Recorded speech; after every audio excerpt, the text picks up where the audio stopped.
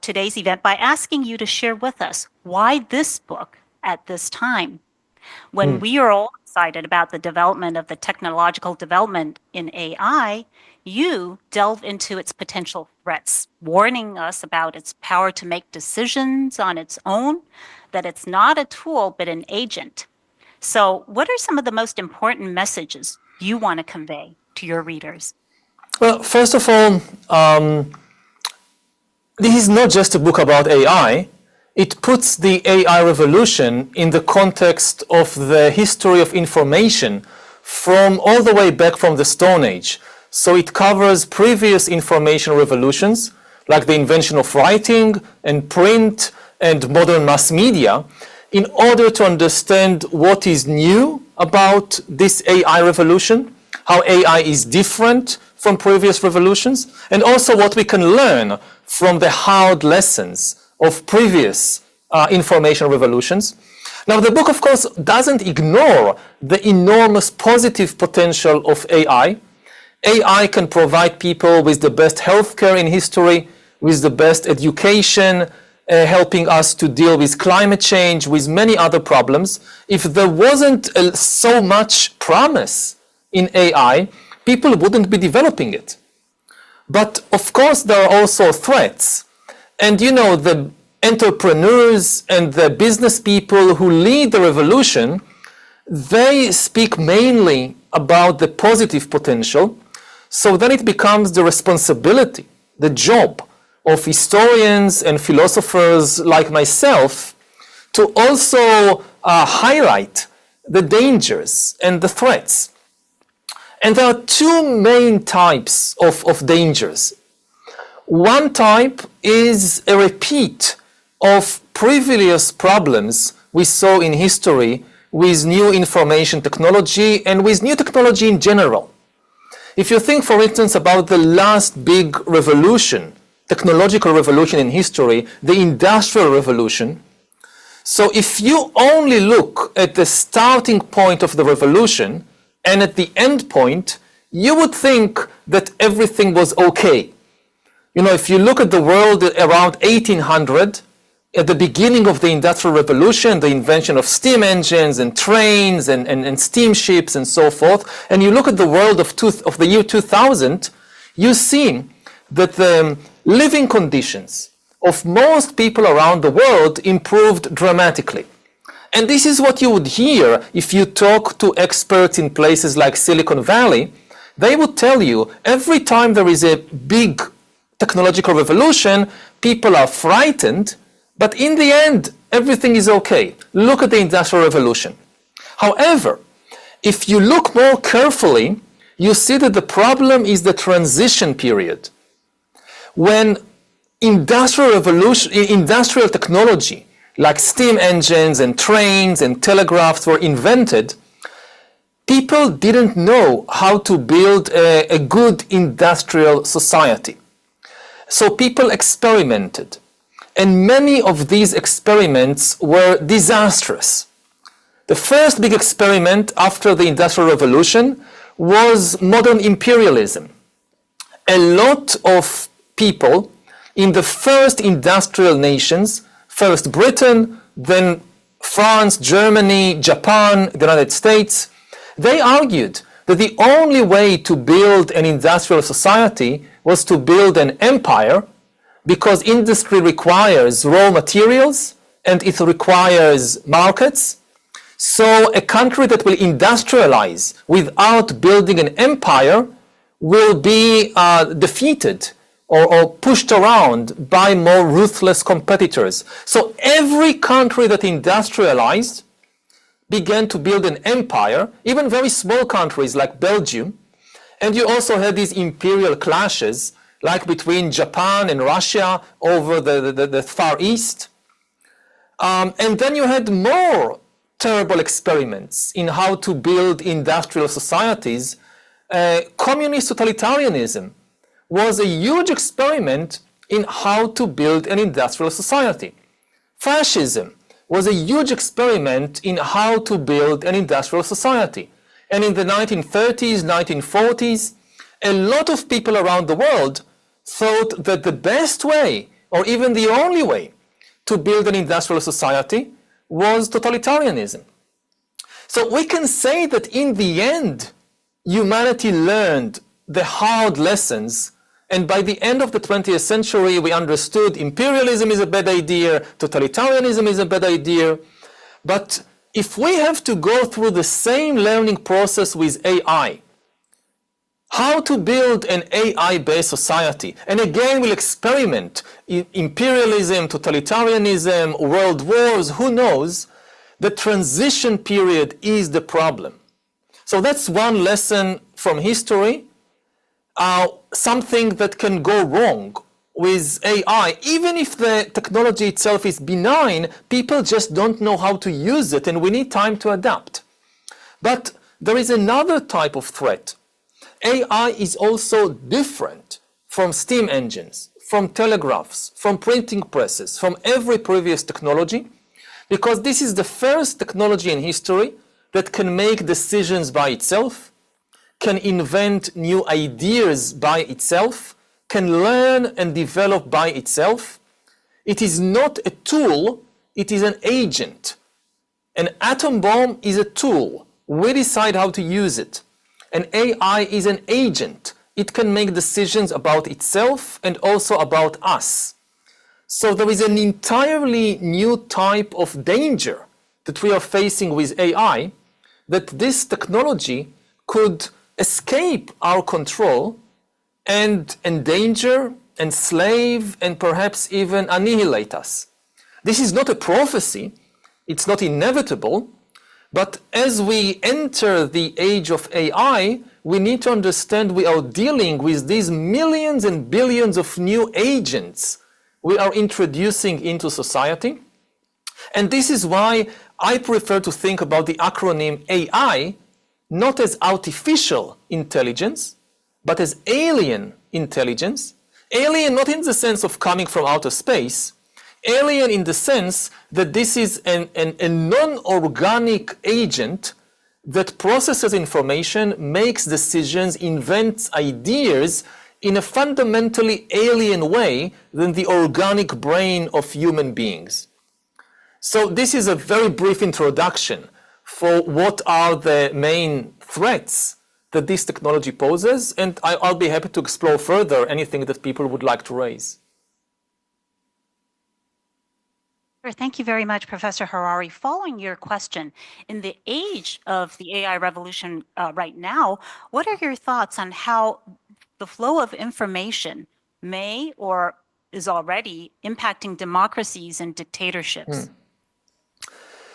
What we see in much of the world is that we now have the most sophisticated information technology in history, and people are losing the ability to talk with each other, to hold a rational conversation. Like I'm now in San Francisco in the United States, there is an election coming up in about a month, and Republicans and Democrats are barely able to listen to each other and to hold a rational conversation about politics. You have many explanations about what is happening in the United States, but you see the same thing happening in Brazil, in Israel, in my home country, in France, in the Philippines. So it can't be some unique problem in US society or in the Brazilian economy. The underlying technology is destabilizing democracies all over the world. Because again, democracy is a conversation, and conversation is built on information technology. For most of history, large-scale democracy was simply impossible. The only examples we know of democracies in the ancient world are small scale, like city-states, like ancient Athens. We have no example in Europe, in China, in India, anywhere else of a large-scale democracy before the modern age. Only after modern information technology appears, newspapers, telegraph, radio, television, it becomes possible to hold a conversation between millions of people spread over a vast territory. And this is when we begin to see the rise of large-scale democracies. But because democracy is built on top of information technology, if there is a major change in information technology, like we saw in the last 10 years with the rise of social media and algorithms and AIs, this creates an earthquake in democracies. It doesn't mean that democracies will necessarily collapse. We can take countermeasures, democracy can adapt, and I think Taiwan is one of the best examples we have in the world of a democracy which is able quite successfully to adapt to these new information technologies. And I think that in this sense, not just me, a lot of people are saying that there is much for the Americans, for the Europeans to learn from this example. And I hope, and this, again, one of the reasons I wrote Nexus is not to kind of have these prophecies of doom for the future, but to warn people about the dangers in the hope that we make good decisions in the present and prevent the worst case scenarios. And it should be also emphasized that AI threatens not just democracies. Dictators also have a lot to fear from AI. The biggest fear for dictators throughout history was not from democratic revolutions. Not a single Chinese emperor or Roman emperor was ever toppled by a democratic revolution. But emperors were always afraid of powerful subordinates that might assassinate them or replace them or manipulate them, turn them into puppets. This was always the biggest fear of dictators. And now, if you're a human dictator and you now give more and more power to this AI that you don't know how to control, from the viewpoint of the dictator, this is terrifying. And actually, for an AI to seize power in a dictatorship is much, much easier than seizing power in a democracy. A democracy is built on checks and balances. So think, for instance, of the United States. Let's say that an AI learns how to manipulate the US president. It would still have to deal with the Senate, with the state governors, with the Supreme Court. It's difficult. But in a dictatorship, when a single human being has all the power, you just need to learn how to manipulate a single human being who is usually a very paranoid human being and therefore easily manipulated in order to seize power in that country. Like what happens in North Korea if the AI learns how to manipulate Kim Jong-un? Much easier to take control of the country than in a place like the United States. Okay, thank you, Professor Harari. Before we turn to the floor for more questions, I have one last one. In your book, you also mention a very interesting concept of the silicon curtain and how the world is increasingly divided because of it. How can we eliminate this curtain, or can it even be done at all? I mean, this is, of course, a reference to the Iron Curtain of the Cold War. If in the Cold War the Iron Curtain was literally made of iron, you had all these iron fences and barbed wires and tanks and missiles dividing the world. So now we see a silicon curtain, which is not really made of silicon, but it's made really of algorithms and chips. And the algorithms in your smartphone, in your computer, they determine on which side of the silicon curtain you live. People on each side, they use different platforms, they use different architecture, they use different algorithms, their data goes to different places. Now, we are only beginning to see the formation of this silicon curtain, and with the kind of chip warfare that, you know, the blockade of not selling chips to China and so forth, I mean, this now goes to the smallest components of the digital world. We are likely to see 2, maybe 3 or 4 different digital spheres that from the smallest components of electronic chips up to the kind of platforms built on top of them, people will live in separate spheres. And the danger here is that after centuries of convergence, that people all over the world, because of globalization, they had more connections, they had more economic connections, cultural connections, shared ideas, humanity will diverge. And if the main metaphor of the digital age, say 20 or 30 years ago, was the web, the World Wide Web that connects everybody, now the main metaphor is the cocoon. Like different people, entire countries are enclosed within a digital cocoon, and people who live in different cocoons, they no longer have a shared reality. And this could set humanity on a divergent course, so it will become more and more difficult for people in different countries, not just to communicate, but even to understand each other. And this, of course, is a huge danger if we need to tackle global problems like climate change, like the risk of nuclear war, and like the risk of out-of-control AIs. And we need people at least to be able to talk, to understand each other. So the Silicon Curtain is really, in this sense, an existential danger. But it's not a prophecy, it's not inevitable.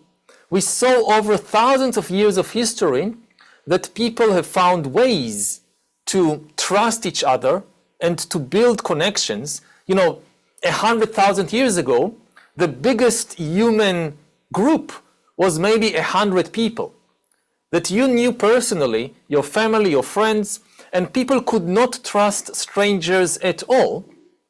Today, we have countries of millions, and we have a trade network that connects basically all the people in the planet.